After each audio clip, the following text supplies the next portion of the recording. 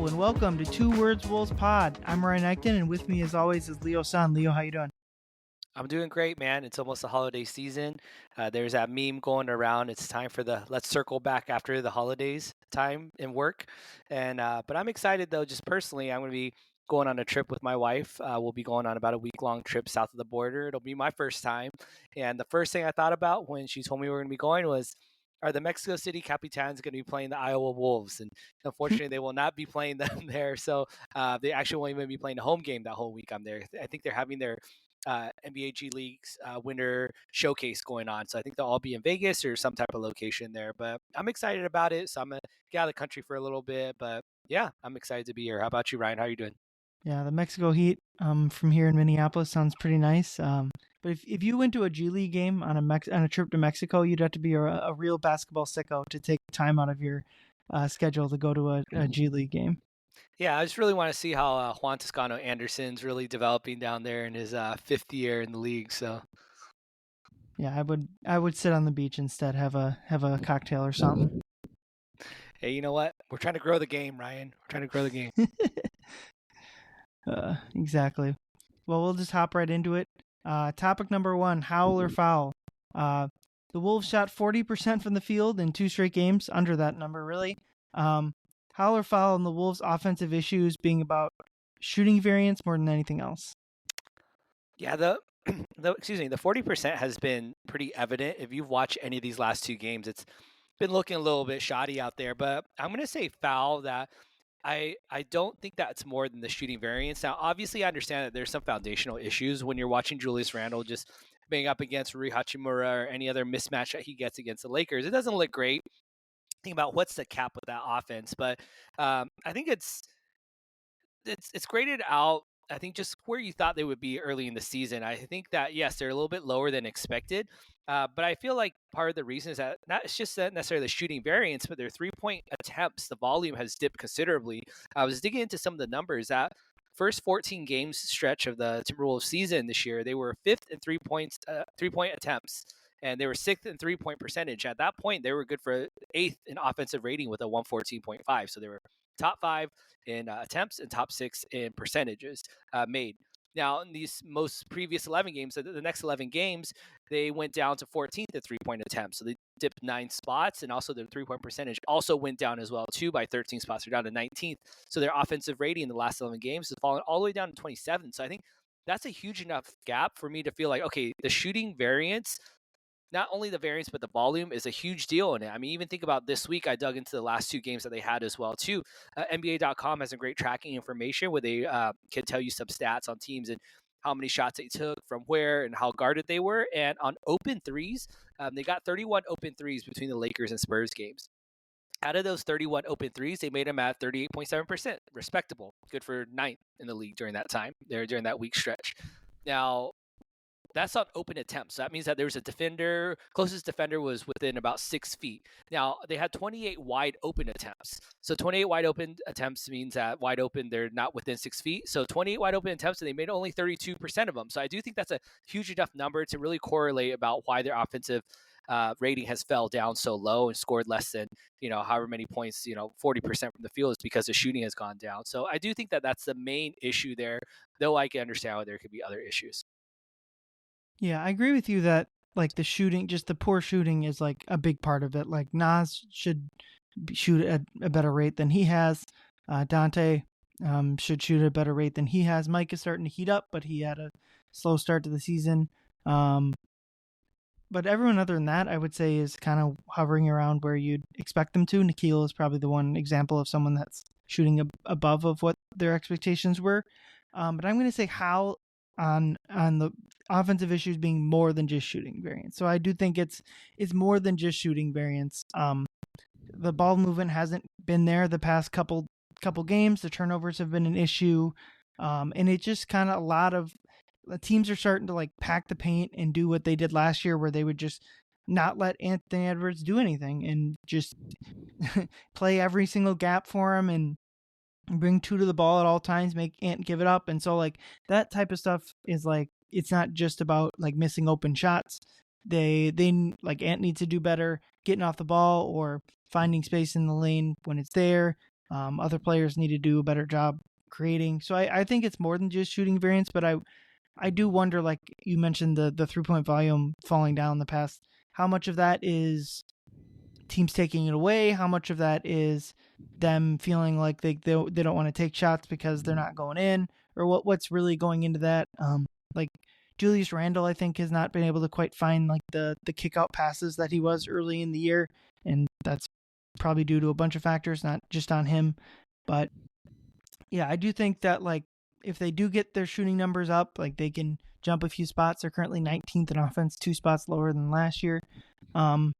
Which ultimately, if they want to win a title, which seems like a high bar at this point, but that's what the goal was at the beginning of the season, they're going to need to get like probably into the top 10. And to me, turning around shooting isn't going to be the only thing that's going to have to change. Yeah, I can agree with you on some of that. I mean, the eye test definitely seems to show that. Yeah, they're missing shots, but yeah, maybe they're not generating a great. And teams are adapting, like you said. Those Julius Randle late, double clutch in the air and then fire out like a pass last second.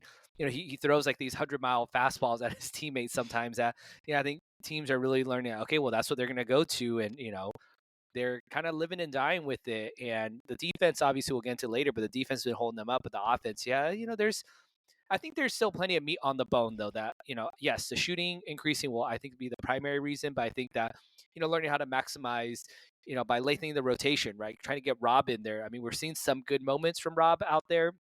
Having a point guard, I think we got a double point guard look at some point in that last game against the Spurs, where Conley and Rob were back out there on the ground, on the floor. Sample size is super small, and we'll see. Again, I'm not saying that Rob Dillingham will be the reason that the offense will pick up, but I definitely think he will help once he gets more in there, and we're not running out Nikhil and Dante as a primary ball handler and turning the ball over at time, because that is one of the huge issues for why the offense has been so terrible, is that they've been turning ball over a huge amount of time. I think they're 27th, I believe, in the league in like turnover percentage or some crazy. They're in the 20s for sure, so it's not good. But yeah, there's definitely a lot of areas that they can improve in around the margins. So we joked about it in a couple of shows now, but I'm about to owe Ryan 2 beers if the Wolves don't get up to top 10 in offensive rating. So I'm kind of praying and trying to project good vibes out there for their offense. Yeah, I agree, and I just wonder. I wonder if as the defense continues to be as good as it was last year in this reach and stretch, if they kind of shift, like early in the year when they were struggling on defense, they couldn't play Rob because some of his defensive limitations were clearly like they weren't able to hide him like they expected they would be able to. But now that they are playing defense like they expect to do, can they increase Rob's minutes to get him some more action and not sacrifice a little on the defensive end, but not have it be as big of an issue? I mean, that was what they said in the preseason, like they were going to sacrifice a little defense to try to increase the offense. So I'd like to see that. I mean, it's going to be like a season long. No one's getting hurt, which is great, but it almost feels like. Hey man, like, don't count out Joe Ingles, all right? Joe Ingles been hurt. Dude is just like drinking whenever he's drinking on the sideline, having a great time. Yeah, I just wonder if like, you obviously hope and pray for an injury, but maybe someone missing 2 games gives like Dillingham or Minot some more run, and that figures something out. But because like it's just hard to get like a rhythm when you're playing like 3-4 minute stretches. But ultimately, I just don't know where the minutes are coming from, because I would say Nikhil probably needs more minutes. Dante probably feels like he needs longer stretches, more minutes, and like your starters are all very good that have played really well. So I don't know what the solution is there, but I would like to see kind of Dillingham used more often to try to boost the offense. How about this, Ryan? We're all about good energy here today, all right? This is going to be a good energy pod. And we're going to say that Mike Conley's going to be having his, let's just say, what is this, 3rd child or something, all right? He's going to miss a couple games. It's going to let Rob start. He's going to get a couple more minutes. Everyone's going to be perfectly healthy. Mike's going to get some well-deserved time off with his family, let his body recuperate. And then by the time he comes back, his student and Rob will be ready to play a couple more minutes. So let's maybe put that energy out there. So no injuries, but maybe a little break for one of the guys. Yeah, that scenario is certainly better than an injury. But we can move on to topic 2, which is Jaden McDaniels has been fantastic this last week. Interestingly enough, just kind of like we did a pod a week ago, and they've only played 2 games since, and they still don't play for another 3 days here. So it's just because of the NBA Cup, it's a weird schedule where there's just a ton of time off. But in the 2 games they've had during this weird stretch, Jaden McDaniels has averaged 15 points on 52.4% shooting and has had 10 rebounds and 4.5 steals, which are always interesting numbers for Jaden, just because you probably always want to see those numbers as high as possible. So, Leo, howl or foul on Jaden McDaniels has turned a corner this season? I'm going howl on this one. I am howling at Jaden McDaniels turning a corner, baby. We've all been waiting for it for years now, it seems like. And I think he has turned a corner that can be sustainable. Now, will he average 10 rebounds a night? I think if he averages 10 rebounds a night for the rest of the season, the Timberwolves probably will never lose a game ever again. Okay. But if he doesn't average those numbers, I think that's okay, because the main difference, what we're seeing with Jaden out there, is energy. He's playing with a ton of energy out there. He's really hustling, making those small plays. He's getting after it. He's being aggressive on offense, and that's sustainable. It doesn't matter what the box score shows, as long as he be sustainable. It doesn't matter if he's getting 4.5 steals a game. It doesn't matter if he's shooting over that 56% or 54%, whatever it was. But there seems to be like there's some breakthrough mentally for him. And that's always kind of the big thing with Jaden. It's cliche, but I do feel like some of the things that does hold Jaden back the most is himself, right? Getting a little bit too emotional in a game when he gets in foul trouble, and he starts pressing when he's not hitting his shots or whatever, but he seems to feel a little bit more at ease. And I think that's honestly something that could have been predicted, is that it was going to take him time to get used to the lineup and get used to the new personnel and his new role. Now there's a lot more opportunities for him to really kind of find a new way in, and so I think he's been doing that. So as you mentioned earlier about how there's been such sparing amount of games throughout the past week or two, but to be honest, we should probably be kind of happy that, yes, maybe there's not a ton of games, but we're talking about wins. Imagine if we had lost a couple more of these games, and then we're sitting here for a week or two saying the season's over, Jaden McDaniels is overpaid. But instead, we can talk about how great he is and the potential that he still has, that he's just barely scratching the surface of. So how about you, Ryan? Howl or foul on Jaden McDaniels turning a corner? Yeah, I'm going to say how. I think this is the Jaden McDaniels. Maybe not as much offensively, maybe not 15 points a game, but this is the Jaden McDaniels we should expect to get the rest of the season. His defensive intensity is like clearly back. That's something that was kind of up and down to start the year, and that's clearly been back. One interesting thing about like the last 2 matchups is he's not been guarding like the primary offensive player on the other team, Right. and he's been able to been like off ball and been the low man. That always helps with foul trouble, but there's been no foul trouble as of late. And I think like to the steals and the rebounds, to me that's such a big like part of it. Like a lot of the reason, I mean, you could always say Jaden can rebound better, but like a lot of the reason he doesn't get a lot of rebounds is he's guarding the perimeter player, then he's up by the 3-point line when the rebound comes out. So, and that probably goes for steals too, where I'm sure he gets plenty of pickpocket steals, but like most steals in the NBA come off of deflected passes and off ball steals like that. So I do think if they can try to get him more off ball, that should be it'll be easier to do against like San Antonio and the Lakers are easy matchups to do that in when LeBron's out, because they don't have that perimeter creator to put Jaden on. I mean, they have D'Lo. We'll talk about. I don't think you have to worry about that. But even if they do have a perimeter creator, like thinking about like maybe Sacramento, when like Nikhil and Jaden share the floor, maybe you put Nikhil on someone like Fox and you have Jaden roam and play that role a little bit more. I just think that's like a good wrinkle to throw in to a defense, but probably ultimately like game on the line, last whatever seconds, you're going to put Jaden on the primary defender. Yeah, he had so many big moments in the Lakers game and the Spurs game. When you look at the box score, if you missed a game, you're like, oh, it seems like a pretty easy win. But, there were some parts where it got a little bit rickety. And Jaden just, I'm looking at my game notes here. I just have this huge, like, a huge block in the fourth quarter when he went up and just smacked it off the backboard. He was doing such a great job in the Spurs game as well, too. He blocked Wemby at one point, which is pretty crazy. I don't know if Wemby was passing or whatever, but he just shoved that ball back in. He also had a dodgeball save where he jumped out of bounds, saved the ball, threw it off someone. He hit a big 3 in the third quarter when it was getting a little bit wild as well too. And so you just see that confidence oozing out of him. I think Jim and Grady were talking about it on air, is that he's just oozing with confidence, and that's so huge for him. And you mentioned that. I'm glad you brought that up. The competition, yeah, it's easier when you're guarding Gabe Vincent or running around out there. You're guarding a Jeremy Sohan who's not really a threat from perimeter out there, where he gets to roam and make those big plays. But a couple get right games does a lot for his confidence. I think that's definitely something he can continue to carry over into these next really critical stretches of the month of December. So yeah, absolutely, I'm all with it. I think it's sustainable. He made a ton of winning plays, and all my notes on him from those 2 games are just like, great job, excellent, so good, no notes. Yeah. And thinking kind of bigger picture, as the Wolves they lose Cat this offseason, and as we've gotten to know, we don't have to do a referendum on that or a referendum on Julius Randle right now, but like ultimately that's something I've been thinking of, is like the Wolves are going to need a second star to pair around Anthony Edwards. And Rudy Gobert is fantastic, but that's not maybe they don't need, like, Rudy is great, but like they need another offensive star is how I should phrase it. Maybe that's Dillingham down the road. I think that's a possibility.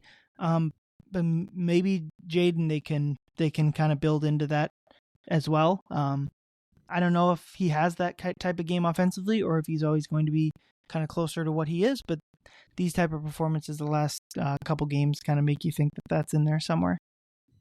Yeah, I do think so, and I think Jaden coming around is low key one of the most important storylines for the Timberwolves moving forward. Is what is Jaden going to become? Jaden and Ant obviously have a ton of chemistry coming into, the draft together, and Jaden obviously can be that two. He has two-way star potential, and I say that tongue in cheek, because obviously he hasn't quite gotten to that offensive end of it. Defensively, he's gotten there, but I think if he continues to push forward, the two of them, I mean, there's no reason why they couldn't reach the peaks of a Jaylen Brown and Jason Tatum at some point into the future. That's maybe a little bit wishful thinking, but I think that's not unrealistic either. So yeah, I agree with you. Yeah, I think someone like Jaylen Brown is probably a bit higher of a ceiling than what Jaden has, but certainly that idea of two just fantastic wing players playing off each other is something those two can have. I remember kind of comparisons to Michael Jordan and Scottie Pippen last year when they were ripping off wins in November. Again, probably higher ceiling for both of them than we'd expect, but really good to see Jaden, especially defensively. I think him and Rudy have obviously been the biggest part of this defensive turnaround, and for everyone that wants for night quote unquote identity for this team, I think it's back to pretty much what it was. What it was last year. They're going to strangle you defensively, and if they can cobble together enough points, they're going to start ripping off wins here. 100%, I agree. Awesome. Topic number 3. The Wolves finished a 9-game stretch, all against Western Conference teams. They did so at 6-3. That 9-game stretch started off bumpy, losing to Houston and a brutal loss to Sacramento, where Anthony Edwards called out his entire team basically on that one, including himself. And then since then, they have won 6 out of their last 7 games, all against varying levels of opponent. But I'll at least say they're no tanking teams. All these teams, the Clippers, Lakers, Warriors, and kind of the surprising Spurs, are all teams that are not purposely trying to lose games at this point. You can quibble with their actual how good they all actually are, but the Wolves going 6-3, howl or foul. Did you think the Wolves would do better than that? Or are they right back on pace to where you thought they'd be? I would say how on that they did better than I thought they would do. And so my expectations going in, again, this was a Wolves team that was already, they were hovering right around 500. They weren't looking too good at that point. And as you mentioned, if they started off the trip, or they started off that stretch losing, in excruciating fashion in those 2 games where they took that late lead and then they just couldn't finish it out. At that point, I would have taken like a 500 record, gone 3-3 like 4-5 or 5-4 during that time. I would have been like, all right, okay, like that's pretty good for me. We can get out of here, split a couple, and then we can hopefully improve on it. So we finish off the season series against them. We'll be able to try to steal that tiebreaker against them, but we were able to win those. And I think that's almost kind of I don't know if it's the right usage, but a macrocosm of each Wolves game that we saw during that time, where it's like that roller coaster, like, oh my God, they look so good. Oh my God, they look so terrible. Wait, they're coming back. And then they lose. It was like similar, they lose really bad and they nearly sweep California, and then they come back, they kind of find their defensive identity, but then they they beat the Lakers and Spurs handily, but like you said, varying levels of competition with them, where it's kind of like, all right, well, it was a good win, but there's still a lot of work to be done there. So at the end of the day, I think the biggest thing that came out of this, other than obviously the record and the wins, was that they came out of it with some answers. And the answers I mean is that they figured out that, okay, well, what is our identity? We're a defensive team. Like, yes, we were top number one defense last year, and then we traded Cat, who was a big part of it, for two more kind of offensively minded players. But they went back to it. They're like, you know what? No, we still have to rely on that defense, and that's what they found. So I think that's really big.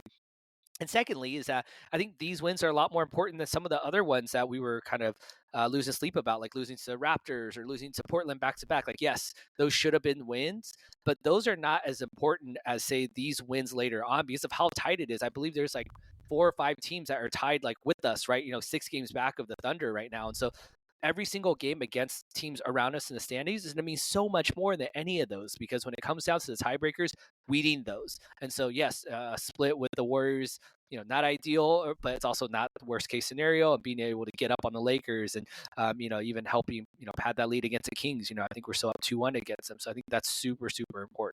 And then we swept, obviously, or not swept, but we won the Clippers season series as well, too, because we're only playing 3 times. I think we beat them twice. So yeah, Hal, I think they did better than I thought they do. Yeah, I'm going to agree with you, Hal, on that. Just especially from after that Kings game, that was about certainly as low as a point as this season has seemed. Even if the Kings and the Rockets weren't as bad as individual losses as those Portland and Toronto games you pointed out, but it was just like they were losing games in the exact same way. It was so clearly like in their heads more than anything like on the court necessarily. And I just thought like what Ant was able to do, and probably other leaders in that locker room, able to kind of, at least for now, like cobble together some wins and get the team back to playing the way they should be. I just think that was an important stretch. Winning 6 out of 7, even if it is against not like the premier teams or whatever. I just think like getting those wins, and now it sets up like they're back within a few games of where they'd want to be. It's close. Like they 4.5 games separate 12 from 2. So if they play like they did early in the season, they could drop out of the play-in altogether. And if they keep this 6 out of 7 stretch, the Thunder are probably out of reach. But like everything else is right in front of them. So it did surprise me that they were able to do it so quickly. But once they were able to find like the defense, like that's the biggest. That's like the low-hanging fruit. And now that they have the defense solidified, they're not giving up easy points in the bucket in the paint. The Nas center minutes haven't been nearly as glaring as they were. They've kind of fixed or papered over everything that was going wrong. Now they can kind of focus on the offense, which, like I said, was coming into the year. That was like my biggest thing. Like I wasn't even concerned with, was the defense going to be first again? Was it going to be fifth? I was like, what can we see from like Ant playing with Rudy or playing with Julius/Cat, whoever was on the team at the time? Like that's what's going to be like the next big stretch, because they're going to need to find like more consistent offense if they're going to win multiple playoff series. Yeah, it feels like they still have questions on the table, but they have also found some answers, right? So I think there's good and bad from it, and I think that's the least we can ask for is that at least there was some progress towards something. So at least we know pretty clearly now what the next mission needs to be if they can continue to sustain one end of the court. Yeah, absolutely. Well, topic number 4, the big emotional game on Thursday is against the New York Knicks, and Karl Anthony Towns returning to Target Center for the first time since the trade. I know, just thinking about it for myself, it's going to be a very weird one for a lot of people. I've been a Wolves fan longer before the Cat was on the team, but I think a lot of people, like, you get into college and you start following things a little bit more intently than you did back in high school or back when you were a kid. And so like I know my first time really like following the Timberwolves day to day was right around when Cat was on the team. Cat and I are the exact same age, so it'll be emotional seeing him back. It'll be weird. I I think about like Ant playing down to lesser opponents will certainly not be an issue. I think he's going to want to, like you see in the playoffs, you saw him trying to give it to KD. I think there's going to be a little bit of that. Maybe it'll be too far the other way. Maybe we all know Cat can kind of get over whatever, but from Ant, maybe it'll be too much. But I'm really interested to see like just everything that happens with that game, because it's going to be. I'm glad the first one against the Wolves is here instead of, I guess they had the preseason game, but whatever. I'm glad the first one is here instead of in New York. But Howl or foul, the Timberwolves defense will be able to slow down Karl Anthony Towns. Oh man, I'm not ready for this game. To answer your question, will the Timberwolves defense be able to slow down Karl Anthony Towns? I will say how.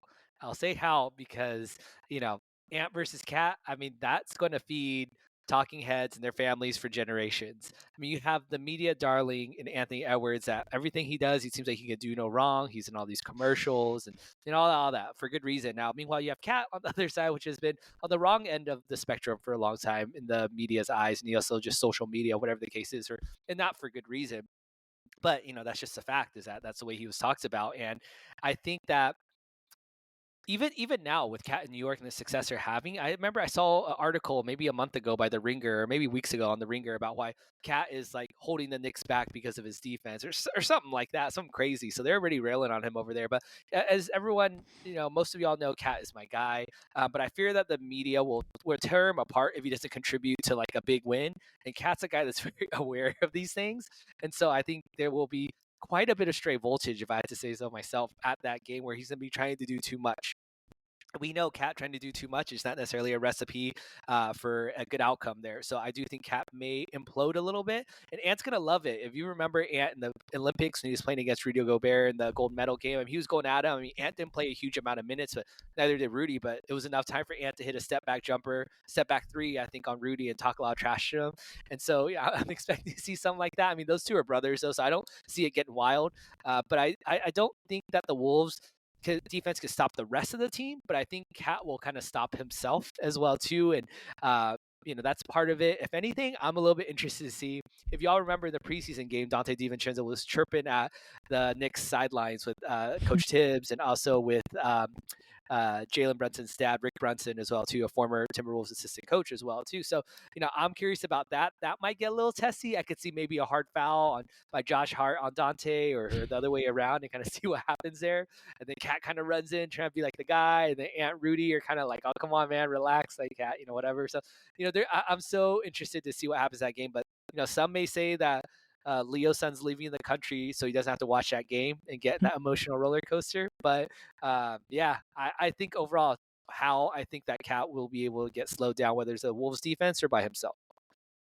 Yeah, the narratives on Cat have already begun to frustrate me, because I can already see the pattern of where it's going.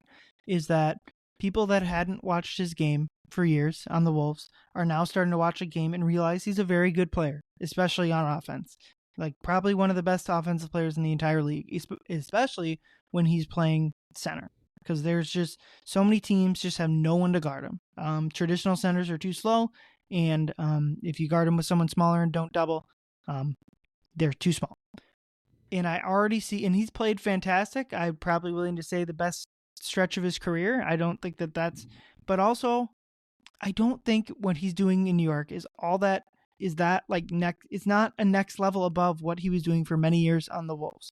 Mm-hmm. If you want to, again, it might be his best stretch of the career. I don't watch the Knicks intently, so I couldn't tell you, but looking at the numbers, that's probably true.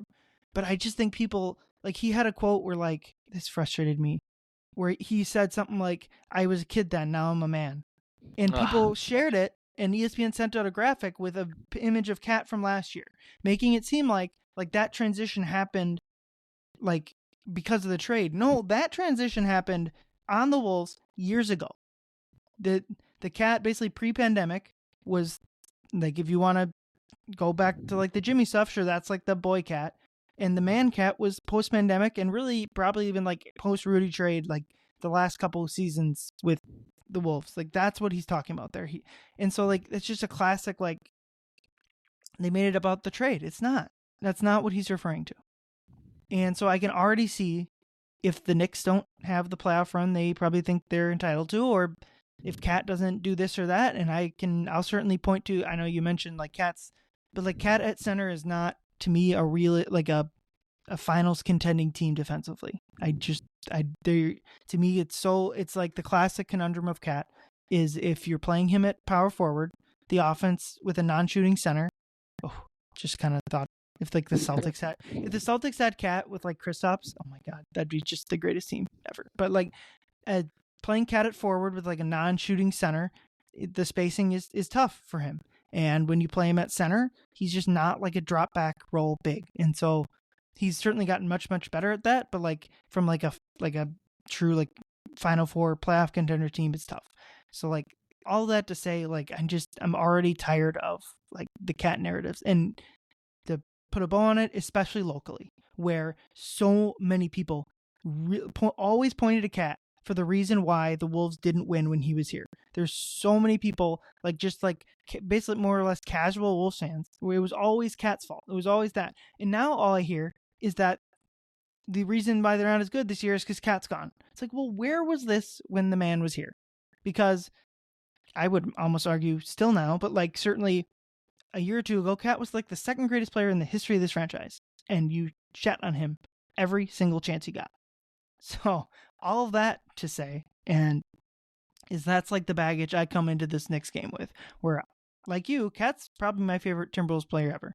And so I want him to succeed, and I've tried to root for the Knicks just because it's fun to have an Eastern Conference team, but like just some of that narrative stuff has prevented me to do that. And so I don't know who, I don't know where to, I mean, I hope they lose obviously, but to go back to the X's and O's after that, well, I'll give you a chance to respond to all of that.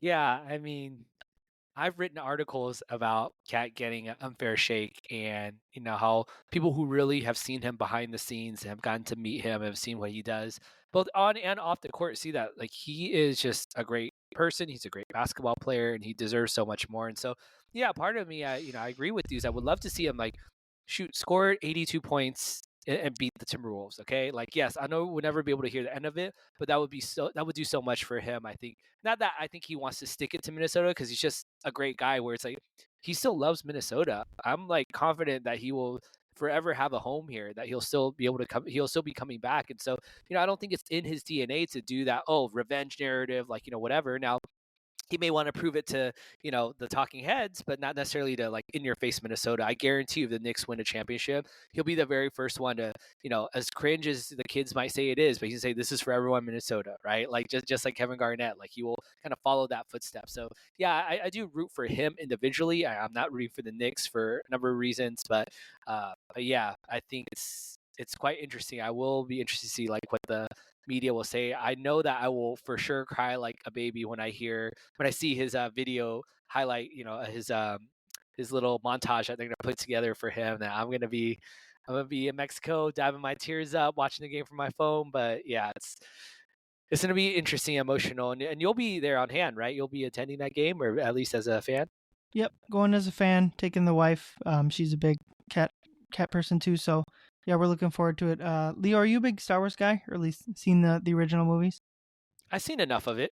Yeah. So do you know at the end of Episode 6, they blow up the second Death Star. They're all celebrating in the Force ghosts of like the yeah. So like if the Wolves ever win a title, like that's like the that's like the meme where it'll be like the Force ghost of KG, Cat, and I don't know who Ricky Rubio, whoever the Yoda replacement will be. Like that. That's what Malik Steely. All right, now I'm getting too sad now. Like that.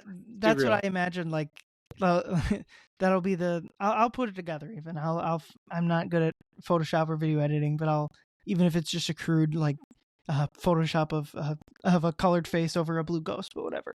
But yeah, to switch gears back to the actual topic at hand, I do think Howell and the Wolves being able to slow down a Cat a certain extent, just they have the defense to do it. I don't think they'll go with this alignment, but if you really wanted to employ the strategy that so many did against Cat when he was here, is you'd guard him with Randall and have Rudy lurk or double with another guard. The problem with that is I don't really know who Rudy guards then. I mean, would you be comfortable putting him on like Josh Hart? I don't know. But like that's like the if you wanted to like do the thing that everyone did against Cat and frazzle him, that may be the way to do it.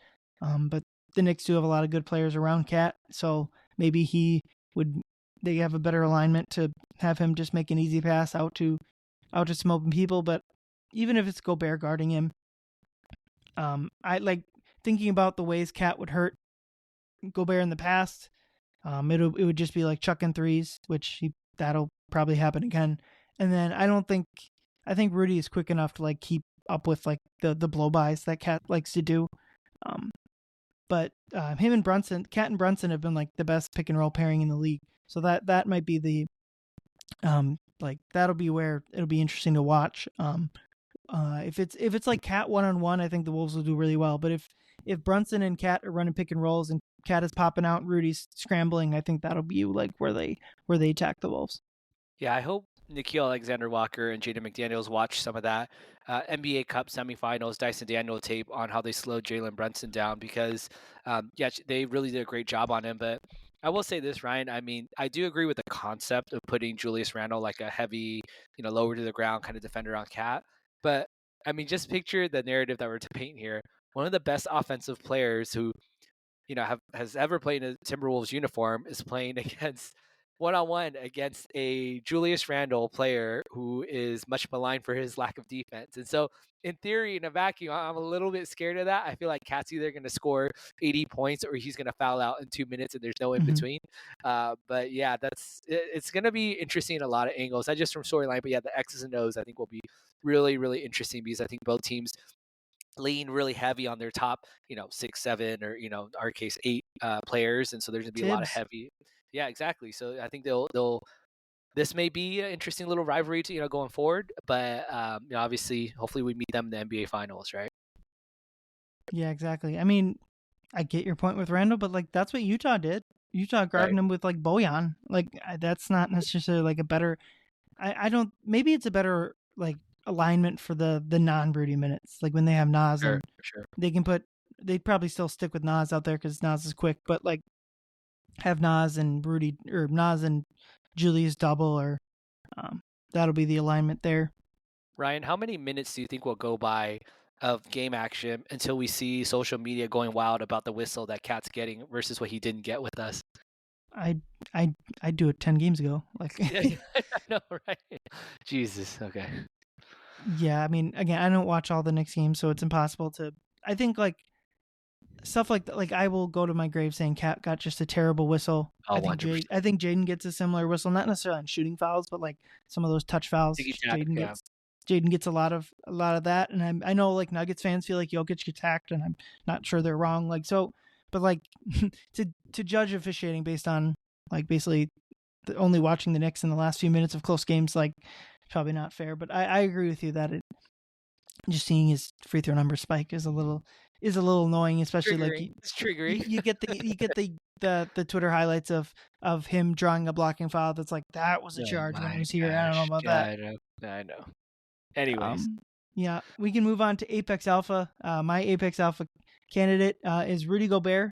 To me, he's back to playing that Defensive Player of the Year level, and he is on the sportsbooks 30-1 to win Defensive Player of the Year, which is that's just way too far. Like maybe that's just Vegas. I kind of agree with Vegas in the sense of voters are going to look for any reason not to give it to Rudy, and also like watching Wemby. Holy cow! Like I'm not sure I have a problem with Wemby winning Defensive Player of the Year over Rudy because that is, I mean, how is he not going to win it every single year? Like they just that Mike Conley block, that reverse layup block that he got was insane. The Wolves like just couldn't go in the paint, and I'm sure that's what a lot of people think about Rudy. But like, it's but like, I was looking at some of like the people in between Rudy and Wemby, and I'm like Jaren Jackson. Again, I don't watch every single Memphis game, but like, I just think Rudy's so much better defender than everyone, but Wemby. But I understand what the voters do. Also looking at voters, like Nickeil should be in the Sixth Man of the Year, at least on the voting ballot. I was surprised I kept scrolling, couldn't find him. So a theoretical, like it's not even on the book. So if you want if you want value, maybe try to get the book to offer you some sort of Nikhil for 6-man prop. But yeah, I just think Rudy and aforementioned Jaden are such a big part of what the Wolves do defensively. And thinking about like Davis has always felt like, why did I win Defensive Player of the Year? And I think a good example of that were games like last night, or games like when he like Jokic just absolutely torches him. Like, I mean, Jokic torches everyone, and he torches Gobert, as we saw in the playoffs. But like, I don't know, Rudy doesn't do what AD did, just kind of being checked out of the game. So yeah, Rudy's my apex alpha. How about you? Yeah, I mean, big ups to Rudy for sure. I mean, I do want to kind of second that that he's been a huge reason the Wolves found their identity again, right, as a defensive team. And so props to him, because there was that again right after that Raptors game where it was like, I can't believe we have Rudy Gobert on this roster and we traded Cat, not him, right, with the whole Julius Randle didn't pass to him, type deal or whatever that case was. So Yeah, yeah, big ups to Rudy for let me sure. let me interject on that trade point. Yeah, They didn't trade Cat over Gobert because they thought that Gobert's better. They did it because Cat makes $60 million next year. right. And I would probably agree with you. You can argue like that's a dumb reason to do that, but like it's just like that's a disingenuous argument, which you're not making. I've seen other people make. Sure. But like, and I get it emotionally. I understand the feeling, but like looking at the facts, the reason they traded Towns was because they were going to be so far into the. I see all your trade machine proposals, and every single one of them is not a legal trade. Some of you do it like you just don't know the rules, and that's fine. But like, I see your 2-for-1s. The Wolves cannot aggregate players in a trade. I see like the Wolves trading away 30 and getting 31 back. The Wolves cannot take a single dollar more back. Like, and so I just like I want people to connect those dots when they're on the trading machine. They can't any Randall trade you do, it's gonna be very hard to do because of the second apron rules. And if you're also the person that gets frustrated at that and them trading away Cat, well, a big reason, and maybe it's just because the owners are cheap. I wouldn't rule that out, but a big reason is because these second apron rules are so restrictive. And if they got to a point, like if they were 14-11 with Cat, you might feel like they're up a creek without a paddle, because they just would have very little way to get out of it. So sorry to hinge on that one little thing you said, but just wanted to like clear that out. But who is your apex alpha? Yeah, speaking of guys that we would not trade, my apex alpha is Jaden McDaniels. We talked about him earlier. That's an easy answer. So, I went with him. I mean, I feel like he really raises the ceiling of the Wolves when he's playing well. When he plays well, Wolves often rarely lose. I mean, you look at the numbers from this season alone. I mean, I know there's a lot in the past, but this season, the Wolves are 7-2 when he makes at least 2 3-pointers. The Wolves are 7-1 when he shoots at least 55% or above. The Wolves are 8-1 when he commits 2 fouls or less. So it's like the more time you get Jaden, that means the more productive Jaden you get, which means the better chance you're going to win that game. And so, yeah, it's hard to go with anyone else for me other than Jaden McDaniels, because he is someone that I believe that as much as people talk about, oh, well, the Wolves, yeah, they might make, the first round, they might creep in the second round, but they're not contenders. But if Jaden, as we talked about earlier, he continues playing with this intensity and it shows up in the box score, whether or not it shows up in the box score, but him playing at this level makes him, in my opinion, a contender to win the West at the very least, if he's playing this good. So, I love what I'm getting from Jaden McDaniels out there. I hope this continues. Now, obviously, there'll be some ebbs and flows, but yeah, I'm so impressed by what he's been doing recently. Yeah, and Finch always talks about like McDaniels being like the barometer of the offense. When it's going good, Jaden's going good. So it was interesting to see on 2 nights that the offense was not going good, Jaden was able to like get going and score some points. So that's like an interesting thing there. Hopefully Jaden can kind of bring them out of their offensive ruts that they've too often have. But we'll move on to Prey of the Week. Leo, who did the Wolves make their prey this week? It is our buddy D'Angelo Russell, good old D-Lo, as we mentioned earlier.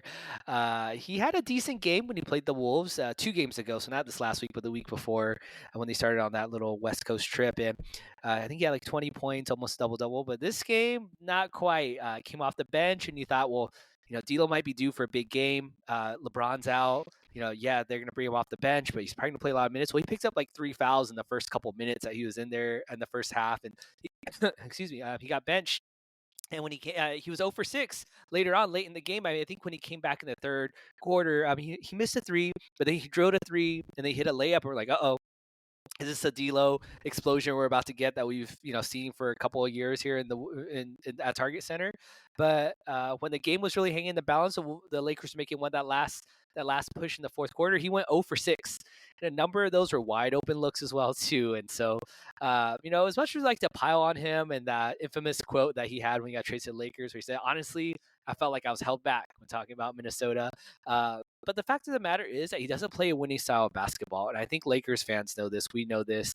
A lot of other teams have had him before. I mean, even the Nets, they knew they were at best a first-round team when they were in that fun Kenny Atkinson Nets days back there with Jared Allen. But it's interesting because I feel like so many people really equate Julius Randle to like, oh man, he's just a forward version of D'Lo, and I get it. Like he pounds a rock, he shoots mid-range jumpers, he's hot and cold. So I get that part of it, but I mean, come on, we're talking about a guy that made All NBA multiple times. He's a multiple-time All-Star. D'Lo, I think, was an injury replacement one year, and Julius Randle literally hoisted the Knicks. Yes, they were in the East, but he hoisted them to multiple playoff berths. And I think D'Lo, they made that one playoff berth that one year, but that was it. So I think that the proof is in the pudding that Julius Randle is a better player than D'Angelo Russell. Again, I'm not saying Julius Randle is a superstar, but he's not a D'Lo, and we saw that, especially in that last game against the Lakers. Yeah, I saw like a TikTok clip or YouTube short or whatever the heck it was. Like it was D'Lo at the end of or toward the end of that game. On Friday, it was like D'Lo for three, not close. Back out. This is the Lakers broadcast. Back out. D'Lo for three, not close.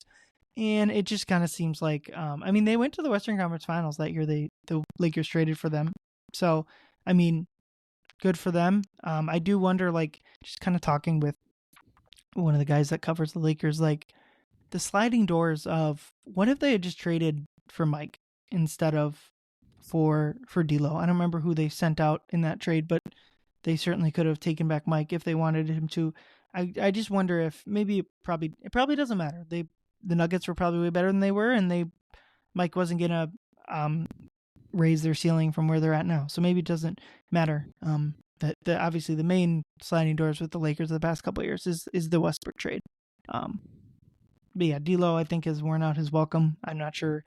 I think they thought they could have traded him again at some point. Why they've been re-signing him here, and I'm guessing they haven't been able to. But yeah, my play of the week's kind of on a similar vein. Basically, the entire Lakers offense. Twice now they've held the Lakers to 87 points or less. The first of which, the lowest of the season, 80 points by anyone, unless that's been surpassed in the last week. They just look like they didn't want to be there at Target Center. Thinking about the Lakers, like they just looked. I mean, I just thought like the whole game. I was kind of tweeting out some snarky things like the Wolves will play terrible. They've done this bad. They've done that bad, and they're up 7.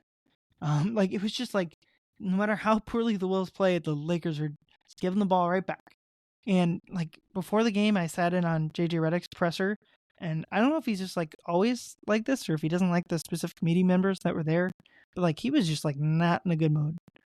He didn't. He was asked like if he knew when LeBron was coming back, and he just had a one-word answer, no, which is weird to me considering he played yesterday. Like you had no inkling of that, or you had no like you couldn't even like waffle and be like, he might come back, he might not. We're giving him his time. You're giving him this or that. Like that's just weird. And then someone asked about Bronny had a 30-point game in the G League, and he immediately snapped back about the report that Bronny wasn't going to play road games, and he said that was never a plan for ours. And it was just like, I don't know. I didn't think the questions were all that contentious, and even if they were, I found it interesting that he was so willing to just like answer it with the most snark possible. I don't know. Just my 2 cents on the Lakers is the vibes aren't great, but also they just went out and beat Memphis the other night. So what do I know? Yeah, I mean, I don't know how many times I have to say this, whether it's on this pod or in real life or on Blue Sky or any social media or at work, but I hate the Lakers. I hate the Lakers. I hate that my wife likes the Lakers. Okay, I hate everything about the Lakers. Now, that being said, it's funny because if any of the Laker apologists were like, "Oh yeah, well they didn't have LeBron," it's like, do you remember what happened when LeBron played the the Timberwolves the last game before that? That was It's like the just worst I've sad. ever seen him. Yeah, it was sad, and I like LeBron James. Okay, I'll say that much, but So to say that, oh, well, they lost because they have LeBron, like, no, I don't think that's it. Like, there's some serious issues there. And I have seen enough JJ Redick post game press conferences, because I will hate watch those after the Lakers lose, just to be like, all right, what's he got today? Because it's so funny seeing, I'm surrounded by Lakers fans here in SoCal. And it's just so funny early in the season when they were like, we did it. All it was the coach. We got rid of Darvin Ham, JJ Redick, and like that's straightforward. That championship, baby. And then now they're like, why do we hire this guy? He has like no professional experience. It's just so funny watching him turn so quickly. And so, yeah, JJ has always been a little bit, interestingly enough, contentious when he's doing his post game presser, especially when they lose. And I get it. Yeah, I mean, who's happy to do it when they lose? But yeah, he's, as someone that seems to be like so media savvy, he seems to really have a distaste for doing that. And I'm like licking up every like little drop of it right now because it's so Yeah. delicious. Well, and so yeah, yeah, go ahead. the presser I was at was before the game. Oh, but, So yeah, it wasn't even. you know, That's why I found it so interesting. It's like you haven't even lost yeah. yet. What's going on? He knew what was coming. He knew what was coming. The ass Probably. whooping. That's I mean, probably. they turned the ball over 11 times in the first quarter. That's crazy. That makes the Wolves look like we were freaking like a team run by 5 Mike Conleys out there on the floor. I mean, 11 turnovers in the first. That's insane. And like I understand no LeBron, but you're telling me that, I mean, that's a turnover a minute there basically. That's wild. That's wild. I Yeah, loved it. I loved every second. that game was brutal. Yeah. But to kind of close this out, we can kind of shift to kind of looking at the Western Conference as a whole. We kind of did that a little bit earlier, but the Wolves currently sit at tied for 5th. We're really tied for 6th. Denver has a slight win percentage, despite being 6 games back. They have a slight win percentage boost. We'll see if they, when you guys are listening to this, they'll either have won or lost against Leo's Kings out there. So they'll either be a half game up or half back. But the Wolves are 3 back of Memphis, 2.5 back of Houston and Dallas. There's a 1, 2, 3, 4, 5, 6 teams: Nuggets, Suns, Wolves, Warriors, Clippers, and Lakers, all within a half game of each other. And then the Spurs and Kings are just a game back. So it is, like I said, it is all in front of them, or it could all tumble. The Wolves could, maybe not realistically, but could potentially finish 12th, and they could finish as high as 2nd. Like, all of that is in front of them. My 2 cents is like the group, most of the group they're kind of tied with. Like, looking at the teams tied or below them, I feel pretty good about them finishing above in the standings, above the Kings, Spurs, Lakers, Clippers, Warriors. Yeah, those ones. And then I think like the Suns and Nuggets are probably toss up. Nuggets have an easy schedule, but they have been not impressive. So that's kind of a toss up. If the Suns are healthy, maybe they can keep up with the Wolves. If they're not, it's going to be tough. And then, so if they were to get in front of all those teams, that put them at 5th. And then like the next group of teams that have the buffer are Memphis, Houston, and Dallas. I'm not even thinking about OKC. I just think they're going to run away with the West, both because they have a 6-game buffer and because I just think regular season wise and probably playoff wise, they're just so clearly the best team. But Leo, what do you think? What would you say is like, I would probably like their ceiling is probably like a 3 seed, maybe 2 seed. I think Dallas will probably end up 2, but like I would probably say like 4 or 5 seed is where I would expect them to finish. What do you think? Yeah, I agree with you. I think no one's going to be surpassing the Thunder. I mean, you mentioned a bunch of reasons. They also have one of their best players that's still on the comeback from an injury in Chet Holmgren, right? So I don't think the Thunder are going anywhere at all the way they're playing in their depth. I mean, they're not, as you can see, I mean, they're not a 1 injury away from falling down the standings like the Suns are, right? So they've had that injury to Chet, yeah, and they're still just ripping off wins. They started without Isaiah Hartenstein as well too. So it's like, they've had injuries, and Caruso's been banged up here or there, but I mean he's finally back as well too. So yeah, so no one's catching OKC, so they're for sure first. So we won't be finishing there. But with Memphis and Dallas, they do have, according to Tankathon, a tougher strength of schedule left than us as well too. So I do think that will play a part in it as well. They have a little bit of a cushion, but I think that's possible that we might catch one of them. Again, it could all turn upside down within a week or two, and I think that they may have hit their ceiling with their main pieces as well too. I mean, think about Phoenix. You talked about their health. I mean, are you banking on Kevin Durant being healthy? Are you banking on Bradley Beal, who I own in 2 fantasy leagues, being healthy? I don't have faith in that. And so yeah, they really, I mean, they are probably a little bit better of a team than they were last year. Continuity, adding Tyus Jones is huge, but Yusuf Nurkic has looked like a complete shell of himself out there for the most part. He's had a couple of good games, but he's been terrible mostly for the Suns right now. So yeah, I do think that if I had to bet, I'd say they finish closer to about the 4 seed. like you said, 4 or 5 seems pretty reasonable. I think that 2 or 3 of the teams, that I mentioned earlier that will be able to beat them. Probably not all 3 of those between Memphis, Dallas, and Phoenix, but yeah, anything can happen though. So I'm not gonna go and say that when it's this close, it's really hard to say anything with any type of certainty going in there. But it's really exciting though, because every night it's like it matters now. Like every game, like not only does it matter when you're looking at the playoffs for the Wolves, but I mean, you think about, well, what's gonna be happening even over in the East. I know it's not as close, but like I was watching the Pistons game today, and I know that we have the first round pick. The better the Pistons do, the more likely we get their pick. And they beat the Heat in overtime. It was a really wild game, and that was I a lot of turned that fun. And off. so I was watching that. it, They went down like 8, and I turned it off and saw that they won. I was like, in "Ooh." overtime, yeah, it was a wild game. It was like the best game of the year if you like wild, crappy basketball. It was pretty funny. But all that to say is that there's been a lot of really fun NBA basketball to watch on both ends of it right now. And so, watching teams like the Philadelphia 76ers struggle right now. I mean, I love watching that. So there's a lot of fun Mhm. things to watch out there right now. But yeah, the Yeah. West is going to be wild. I feel like every week we pod, we could be, as we could be on either end of the spectrum right now. Yeah, the East is a little bit more settled because, like, I think that the current top 6, unless the Heat trade Jimmy, like, I would expect, even if you just like take the top 5, I would expect that Cleveland, Boston, New York, Orlando, Milwaukee. Sure. I'm pretty confident those will be your top 5. If you look at the top 5 of the West, I would not be nearly as confident. Sure. Not that any of those teams are bad, but like top 5 -1, right? Yeah, but yeah, let's head to our 2 words. My 2 words, we've kind of already talked about it, are Cat reunion. He was the most important Timberwolves player of the past 20 years.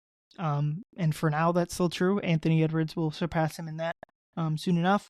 But even if you cut off 20 years from, you kind of probably got to go 19 years to cut off 2004. But basically from 2005 to 2024, I would say Karl-Anthony Towns was the most important Timberwolves player. And like I just continue to think like so much of what they've done is because of Cat. I don't think they certainly don't make the Western Conference Finals last year without Cat.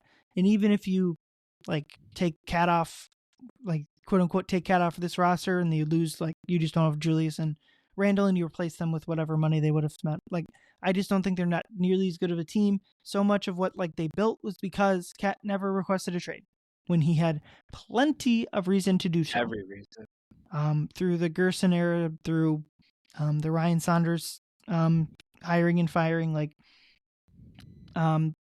so much of what they have now is because of Cat.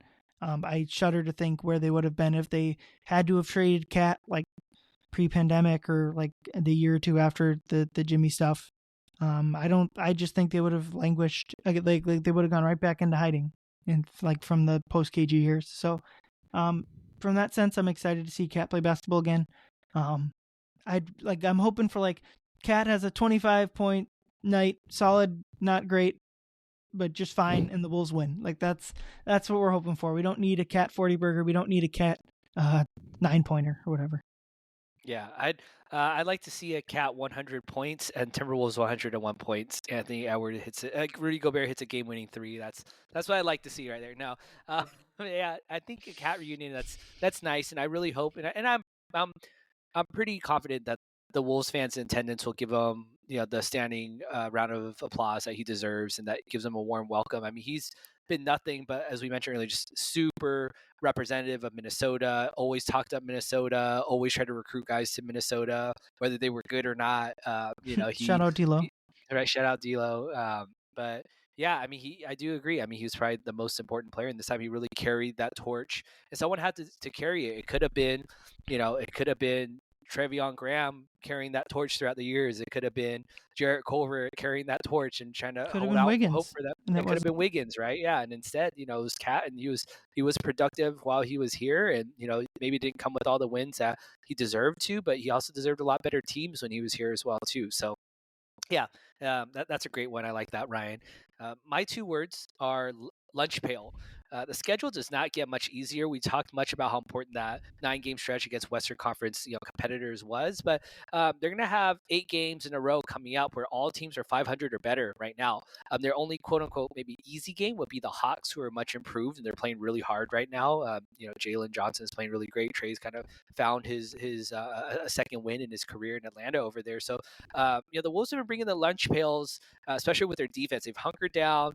They came to work with their hard hats on every day, and they've taken it to the court. And I think that they need to continue having that mindset moving forward. They can't lose focus right now because, again, as we mentioned just in that last bit of playtime, that everything is so close right now. So they have to keep churning out these what I call professional wins, where it might not be pretty, they might not be scoring a ton of points. It might get a little scary there in the fourth quarter, despite leading a lot, but they still finish it out with a win. And so they really, really need that in this upcoming 8-game stretch against teams 500 or better. Yeah, what do we think they can go? I mean, it's tough. 4-4 might not be the worst thing in the world. I think 5-3 would probably be what you'd hope for. Yeah. I think so as well too. I mean, there's some games against the Thunder. I think there's 1 or 2 against the Celtics, or at least one against the Celtics upcoming as well too. At the end of that stretch, it's like Thunder and then Celtics, and so that's going to be a really tough stretch right there. And so I think anything above 500, I'd be happy with. But if they're playing the brand of basketball they're playing right now, there's no reason they can't be competitive in every game right now. Yeah, and fair or not, so much of their issues early on were like playing bad teams and playing down to their level. Well, right. I don't think there's not much of that. The only team, or there are 2 teams you could quote unquote play down to are at Atlanta, and I don't think Anthony Edwards is playing down in Atlanta. That's hometown, and they just beat the Spurs, so I guess I would expect them to beat them back home. But so yeah, if you win those 2 and you go 3-3 in the other 6, then there's your 5-3. So that's probably the blueprint.